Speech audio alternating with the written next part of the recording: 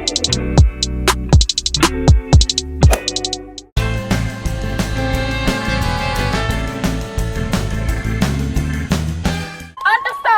that no matter how many people say no, how many people say black lives don't matter, how many people say hashtag all lives matter, understand this, all lives can't matter until black lives do.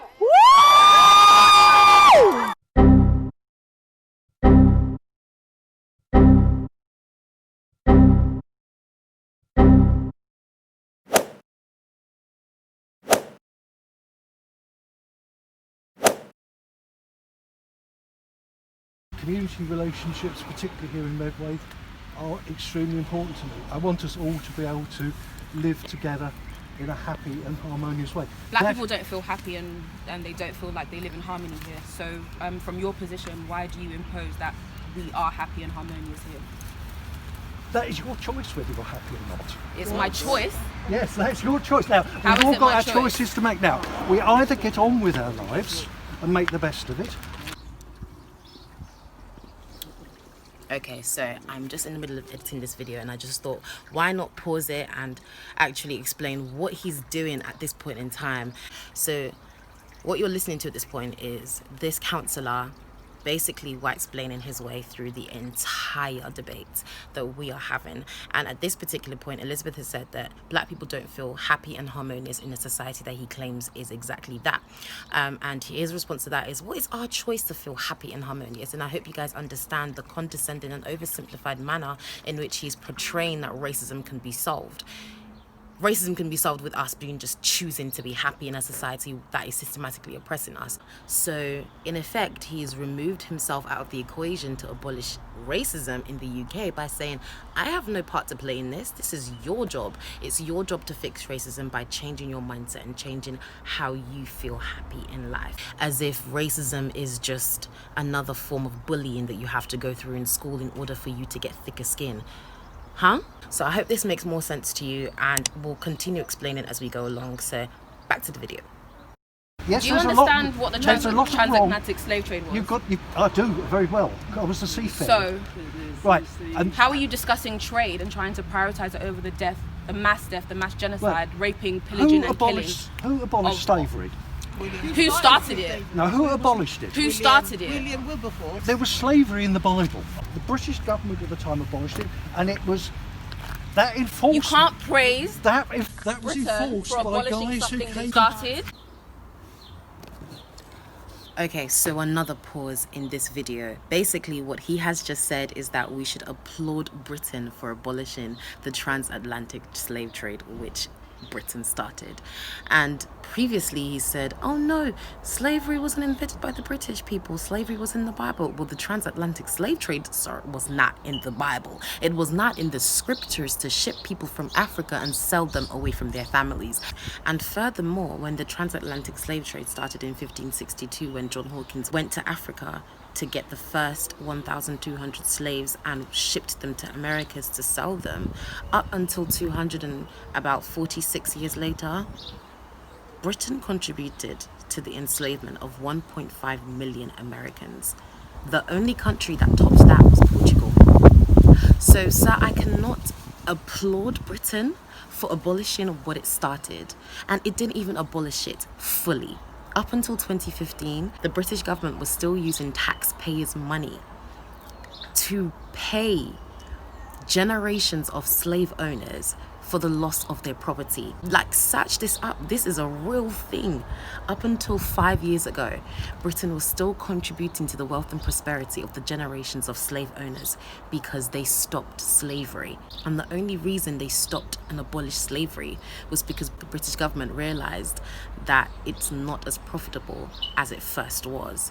So at the end of the day, the system was so corrupt that I can never, ever, ever put my hands together and applaud it for stopping a system that it initially started. Do you understand? It can't just be me. Honestly, it can't just be me. Let's get back to the video.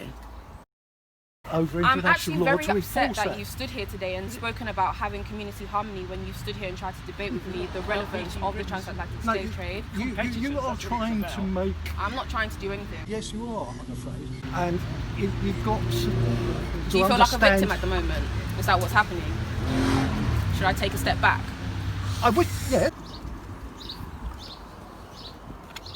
And we've paused again. Can you imagine? He is playing victim in a situation where he benefits from white privilege. He benefits from the systemic oppression of black people. Can you imagine playing victim in this situation because your arguments don't make sense? Wow. You can't make it up. You actually can't make it up. This is the way racism presents itself in our society today. It presents itself in individuals who lack accountability so much that they are ready to play the victim in any and every situation. Even when they are white-splaining, they are playing the victim. Shall we continue?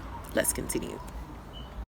That it's the practicalities that you need to do. I'm afraid what you're doing today is tokenism. So what we've really got... What is your definition of tokenism? Because it's not going to change anything. And we've paused again. Okay, so this guy has literally just said protesting is not going to change anything. Let me list for you the different ways in which protests have changed the world as we know it today. First of all, justice for George. The 4 officers in the case, I'm looking down at my laptop by the way, the 4 officers involved in George Floyd's case have been charged, and Derek Chauvin has been charged with 2nd-degree murder. Justice for Ahmaud Arbery. The 3 white men involved in his killing are facing murder charges. Breonna's law is being passed in Louisville to impose that officers need to knock in order to complete search warrants in narcotics cases. Eric Garner Act to make chokeholds and other oxygen hindering maneuvers illegal under the law. And even more relatable changes we see in society. Brands are being called out for their lack of diversity. People around the world, celebrities and commoners have donated millions to Black Lives Matter causes around the globe. Statues of colonizers and slave traders are being removed from places. Universities are rewriting policies to become anti-racist institutions. Sorry, excuse me, you stuttered there. Were you saying that protests haven't changed anything? Check yourself. Let's get back to the video. You said that being here today will not do anything. No, it won't change anything. How do you measure change? Yes. I measure change when people have got the jobs that they want to aspire to, the homes they want to aspire to. So you measure the change quality of life in institutional change, in the physical, in seeing black people in housing. The only way How do you people expect can us do to that, change that without your help? You That's can what I change. don't understand. If I'm not in charge of housing, if I'm not in charge the of best way you- educational policy, the best how way do you- I change that? You All can- I can you do can is change come it. out here and speak No, our truth. you can That's all change we it. can do. We need you to do the rest. You This can is why it's so change it. important that you No, come you and can stand change with it. us, not against us. You can change How it. would you like me, a 21-year-old Right, student, what are you qualified change to do? housing? I'm qualified to do different things. I've had student leadership roles, and I've done Right. what I could do Right. in those roles. But I needed the I studied at education. university. I needed the education system. I needed the schools I went to. Yeah. I needed the university I went to support me, and they did. Yeah. So now And what which we're is great, asking and you that- to do is that to is support what will us, change help things. us mobilise. It's your help us education change. that will change things. It's your ability to get up to the top, So, to Councillor get Godwin, into those top jobs. That will change So we are things. responsible- This won't change a So thing, I we can assure only you. abolish racism when we all get good jobs and good houses. Is that what you're saying? The next clip that we're about to show is just us as a group talking about what he was saying, and I'm referring to Councillor Fejiro, the black female councillor that I introduced towards the middle of the protest, and I'm just going to basically talk about how even in 2020 we still see that people are struggling to get into positions of power, not because they're less qualified, but because the system is so set up that it fails to recognize when they have the achievements enough to succeed. So that's the next clip that you're about to see. I just thought, let me just give it some context. Let's go. We're the privileged few because we got into the grammar school system and we went to Russell Group University. We're in corporate jobs, And we're still facing discrimination in this society. It's not. Think about it. They say you need to get into a good school. You need to get into a good job. We've not heard that. How many people have tried? How many people have applied for that same position and been rejected for the colour of their skin? How many people try and get into and their names? You sound like Tunde, and all of a sudden your application is denied. This is not. It's not the. You need to apply for better jobs. Oh, you need to get into council. We try that every single day. How many people have fought to get her position, and she is just the first black person in her position? How many people? And when 2020, it's not enough for them to say just apply for more positions. We have been trying to do that. We have been trying to do that. It's not enough. So, in the next clip that we're about to show, we have just asked this counsellor, what procedures and policies are you putting in place to ensure the safety of the black community, because that is in effect his job. He is the counsellor of community safety in Chatham. Keep watching and I'll explain towards the end. Change. No, but you don't need to convince us that African Caribbeans are in gang culture. Explain what you're trying to change. We don't need to convince us. Explain what you're trying to change. Trying. Okay, how are you going to make these changes? Right, by making sure that one of the things that the community safety parts we've done, we've got mental health mentors to help young people. We've got We're talking about black people here. all people. Blacks. How are you going to help the blacks? We're talking about black. The question is in reference to the black I don't see differences in people. That's the problem. That is the And I problem. don't want to see a difference in people. You don't want to see a difference in people. You don't want to see colour. That's the problem. Okay, so at this point, ladies and gentlemen, we've basically come to the end of the whole conversation, and he has just revealed that he doesn't see differences in people, which basically means he doesn't see color. Not seeing differences in people, not seeing the different levels of oppression that people face because of the color of their skin, it has further detriment to us because you're not setting the policies that will target the oppression that black and brown people face.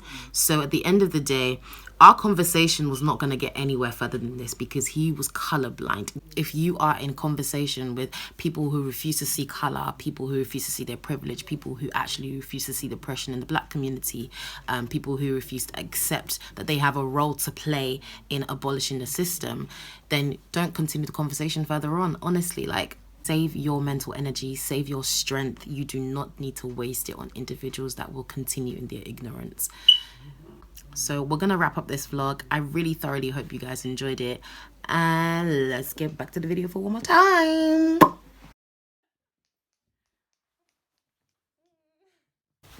I can't believe we're going. I can't believe you're leaving me. Honestly. I have to go. Yeah. Yes, this is the end of the vlog. Thank you all for watching, subscribing, sharing, commenting, liking.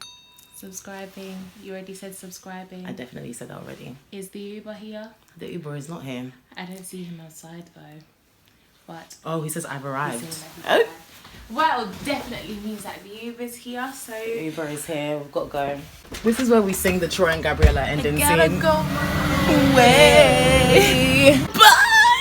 I'm gonna miss you guys. This is the end of the vlog. We'll see you in the next one.